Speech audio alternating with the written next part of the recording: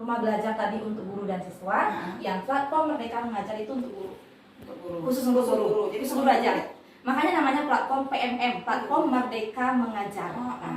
Itu namanya. Iya. Jadi di situ ada video inspirasi. Saya senang tuh nonton video inspirasinya. Banyak insight baru yang bisa didapatkan di situ, kayak siswa itu punya passion sendiri gitu ya. Dia punya kemauan sendiri. Jadi gini Kak, ada namanya pembelajaran berdiferensiasi sekarang ini. Nggak bisa satu kelas itu diperlakukan dengan cara yang sama, karena mereka pasti punya minat yang sama, ya enggak? Ya. Misalnya gini, ada siswa yang suka main bola, yang satu ini suka musik, terus yang satu ini baca, baca. Pasti ketiga-tiganya beda, harus diperlakukan gitu. Nah, jadi di sini kita adakan namanya asesmen diagnostik, itu tes dulu gitu ya.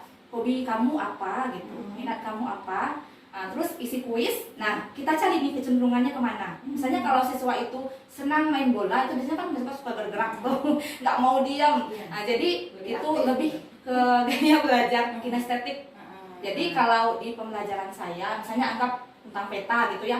Nah, jadi saya suruh mereka bikin peta nih, langsung praktek gitu bikin peta. Nah, itu anak itu bisa mendapatkan apa namanya yang dipendam bakat. Iya. Jadi guru itu harus mengarahkan sebenarnya, bukan memaksa siswa bisa sesuatu, tapi mengarahkan. Lebih mengenali lagi murid-muridnya sukanya di bidang apa. Iya, benar. Itu yang dimaksud tadi asesmen diagnostik ya. Iya, asesmen diagnostik. Terus kalau untuk kegiatan pembelajarannya ini apa namanya, kegiatannya tuh ada pembukaan. Oh iya. Gini, itu kegiatan atau pembelajaran di dalam kelas ya. Nah, mulai dari pertama kan kita doa dulu gitu. Terus kita minta anak perhatikan sekelilingnya gitu, ada sampah atau enggak gitu. Ya, harus peduli lingkungan. Terus kita tanya gitu, persepsi, tanya kamu tahu nggak peta nak gitu, manfaat peta itu apa sih gunanya bagi kamu gitu, ada nggak manfaat bagi diri sendiri. Kan kalau biasanya ke kota-kota itu kan sering ada kendaraan online kan, nah peta digital. Nah, manfaatnya kita tahu, oh ini titik kendaraannya di sini, berapa menit lagi akan sampai ke kita gitu. Itu salah satu manfaat langsungnya. Iya. Terus untuk tujuan pembelajarannya? Nah, tujuan pembelajarannya disesuaikan dengan tujuan, misalnya waktu itu saya ngajak tentang peta gitu ya. Pertama, bagaimana siswa tersebut dapat mendeskripsikan mengenai peta. Terus apa saja manfaat peta, fungsi peta. Tapi nanti di caranya, yang itu saya bilang tadi, pembelajaran berdiferensiasi. Kita lakukan beda-beda nih. Kita bagi kelompok, ada namanya kelompok K, kinestetik, kemudian A, auditori, terus ada V, visual. Yang visual saya minta baca modul, lihat materi, kemudian lihat gambar-gambar boleh. Yang auditori silakan nonton video di sini. Yang kinestetik mereka bikin petanya langsung gitu. Jadi kalau untuk manfaat seperti sudah banyak sekali manfaatnya kalau bergabung di apa namanya membatik ini. Dan juga untuk kegiatan intinya nih Bu, pembagian kelompok berdasarkan gaya belajarnya. Iya, yang tadi yang saya yang tadi. Terus apa namanya, presentasi kelompoknya? Oh, tergantung misalnya mereka kecenderungannya kemana gitu. Kalau banyak yang kinestetik, anggaplah kinestetiknya hampir separuh kelas gitu, kita bagi aja. Kita bagi aja kelompoknya. Terus latihan soal untuk penetapan menggunakan filter bank soal. Nah itu tadi kembali lagi ke rumah belajar.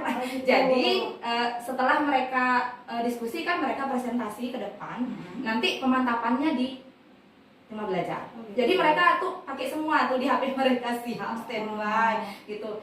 Coba dibuka nak bang soalnya gitu, silakan. Nah di sini yang unik bisa diulang-ulang. Misalnya dapat 40 Bu. Nggak apa-apa, ulang terus jadi bisa gagal di yang pertama bisa diulang kembali. Ulang dengan soal yang sama sampai dapat benar betul soal gitu ya. Oke deh. Nah, kalau Ibu sendiri merasakan gimana nih udah bergabung di di inovasi pembelajaran menggunakan portal rumah ini. Nah, kalau Ibu manfaatnya Ibu rasakan sekarang ini. Alhamdulillah, saya jadi merasakan gimana. Yang jelas jaringan bertambah, silaturahmi bertambah, ilmu bertambah ya. Sejak ini banyak teman-teman dari semua daerah itu, jadi semua provinsi itu ikut semua. Mulai dari Aceh sampai ke Papua. Iya, ini aja yang di provinsi Jambi ada 28, sebenarnya 30 ya, tapi kalau di Jambi sekarang ini 28. Dan ini programnya gratis ya Bu ya? Iya, gratis. Nah, dan tetap akan selalu diadakan tiap tahunnya. Mudah-mudahan semakin program ini. Dan kalau untuk di sekolah-sekolah sendiri nih Bu ya, apa namanya, kalau seandainya guru-guru ada yang kurang tahu nih, gimana sih kalau misalnya kita seperti saya, anak saya kan di SD gitu kan. Nah kalau seandainya saya ini memperkenalkan ke gurunya, kalau guru-gurunya belum tahu, Iya. saya misalnya, Bu coba bergabung di apa namanya program ini, apa bisa saya apa namanya, maksudnya gabung di programatik gitu. Iya. Bisa aja, nggak apa-apa.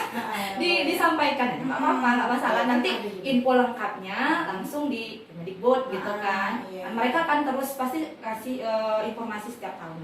Tapi kalau dari pihak itu kan ada yang turun langsung ke lapangan. Iya jelas, ini kami di Sarolamun ini ada 4 orang SRB. Jadi yang 28 besar itu namanya SRB, Sahabat Rumah Belajar. Sahabat Rumah Belajar itu yang akan memperkenalkan sebenarnya apa itu rumah belajar, apa itu platform Merdeka Mengajar. Supaya guru-guru kalau untuk anak-anak sendiri apa namanya, istilahnya gimana anak-anak menanggapi program-program ini? Anak ya mereka antusias gitu, senang, apalagi bagi yang siswa SD, yang murid SD saya lihat di situ banyak sekali pembelajaran yang menarik, terutama di edugame. Nah, edugame itu mereka kan ya kita tahu sendiri sekarang ini siswa swasta mulai dari SD sampai SMA pasti matanya